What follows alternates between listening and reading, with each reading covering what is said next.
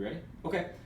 Dan, I'm one of the case managers here, and I'm going to go over how we would do a case management case. So, hi Melissa. Hi.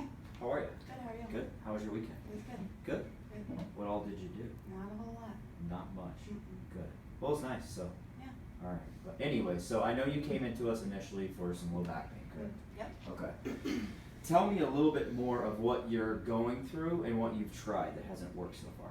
I haven't really tried much, just ice, Tylenol, ibuprofen when it spasms out. I'm mainly having pain when I'm working out or bending and lifting things up, like my Okay. daughter, so. Sure. And how old's your daughter? 2. 2. Okay. So clearly you gotta be able to do that for now and for some years to come, right? Yep. Okay. And is it stopping you? Remind me, it's stopping you a little bit from lifting her up and doing some chores, Yeah. right? And I know your goals are you wanna get back to running. Mm-hmm. Okay, good deal. So that gives us idea. And what we did between yesterday and now, before this morning in your reported findings, is our practitioners went over your x-rays in detail together. Okay. And we have diagnosed you. So I'm gonna go over that. Have you ever gone over x-rays in detail before? Where they explain things to you so you knew what was going on? So good news is I know we can help you. We've put together a plan and we're gonna go over that. But what we'll do first is we'll go over this in detail. That way you know what's causing some of this pain, okay? Okay. And there's multiple facets to what we look at in an x-ray, and one is the curve of the spine. We call it the lordosis of the spine. Okay.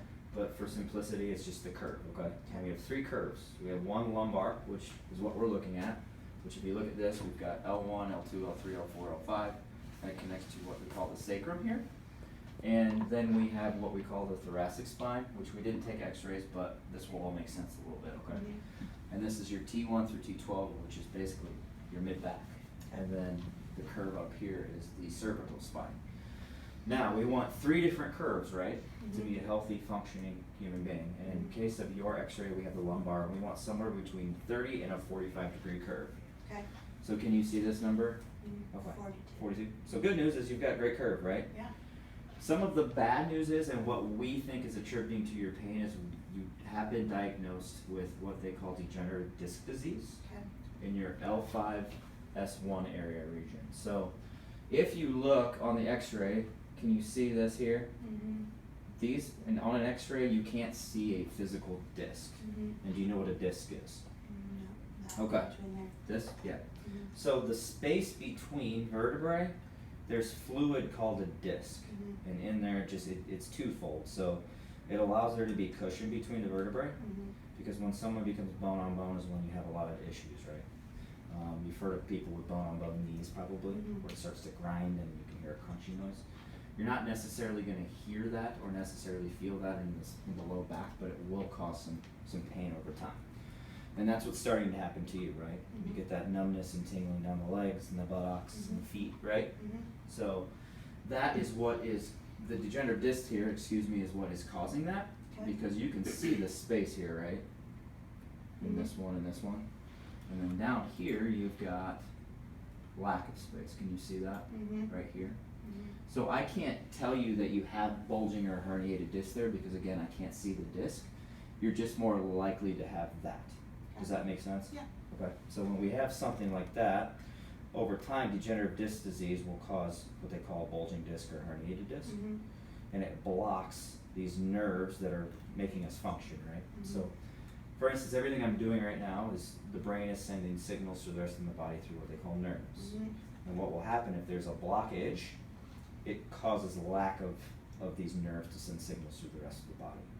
So if you look at this chart here, L5-S1, all these nerves that go through this disc that wrap around when healthy are what function, for instance, the female reproductive organs, colon, small intestine, stuff like that. So you don't necessarily feel those organs. No one comes in and says, hey, my small intestine hurts, right? Right. But when there's something being blocked, all these organs aren't functioning at the highest possible way they can, right? So that's the first thing. That's one of the concerns. The next concern is where you're actually feeling the pain and what brought you into our clinic. If it's blocking all the nerves that go through here, and it's almost like a toothache. So have you ever had a toothache? What do you do when you have a toothache? Go to the dentist, right? So it should be called a nerve ache because a tooth doesn't have feeling in it, right? They just call it a toothache because it's the tooth and it's probably pressing on a nerve, and then they go in, they put Novocaine, they might pull the tooth, something of that nature would do that. It's the same thing we need to do with this disc. We gotta get the disc rehydrate Okay. and get the disc back into place, right? So we do that with what we call spinal decompression. Okay. Have you heard of spinal decompression? You have. Tell me what you know about decompression a little bit. You lay on a table, they kind of just decompress your spine to get space back in certain areas of your spine. Perfect. So I'll go in depth a little bit more and give a little bit more science to it. So what they do with decompression is it's a table like you said, and they strap you in here and here, and it will pull this gap open, kind of like what they do with traction. Okay. So the difference between traction is just a fancy word for pull. So they will pull. The issue with it is they're not fixing the disc problem. You have a disc problem, right? So we have to cause a negative pressure internally to get all this, more of this minerals and fluid pushed back in or sucked back in like a vacuum. Okay. So you need a negative pressure internally, which decompression adds to the traction factor. Okay. So it will pull and then push, pull and push. And you need to do about 20 to 25 treatments to do the job. Okay. So we're recommending 20 treatments per this disc. Okay. And as it's pulling and pushing, it will cause a negative pressure of about negative 80 to 90 mercury measurements. So they measure it in mercury measurements. Okay. And that's just a negative pressure, which you need to cause a vacuum effect. So you vacuum at home, right? So when you're vacuuming, it's actually causing a negative suction to suck the dust up. So we're basically sucking all this back into place. Oh, okay. And I'm confident that if we do enough with our SuperiorMED system, which consists of the decompression, trigger point therapy, which is, you heard of acupuncture? So we use acupuncture like needles with lidocaine on it, and we'll go in between these muscles and let those muscles just kind of breathe, right? So we're not pulling against muscle. Okay. We'll combine that with the chiropractic.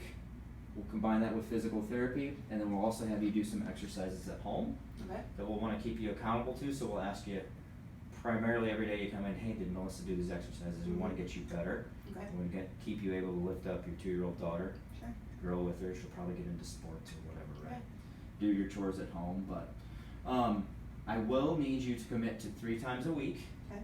Can you do that for us? Yeah, absolutely. Okay. So again, I'm very confident if we do this, we stick to it, you show up with a good mindset, ready to work, ready to rock and roll, we can get you back to living a life you like to live. Awesome. Sounds So great. next step is we'll do the paperwork right now. Okay. We'll go over what insurance doesn't cover, what it covers. Okay. Luckily, insurance is phenomenal. You got really good insurance. Okay. It'll cover a lot of what we do. Okay. And then come up with a payment plan and get you started. Awesome. Any questions? No, Sound good? sounds great. All right, let's do this. All right, so that's case management.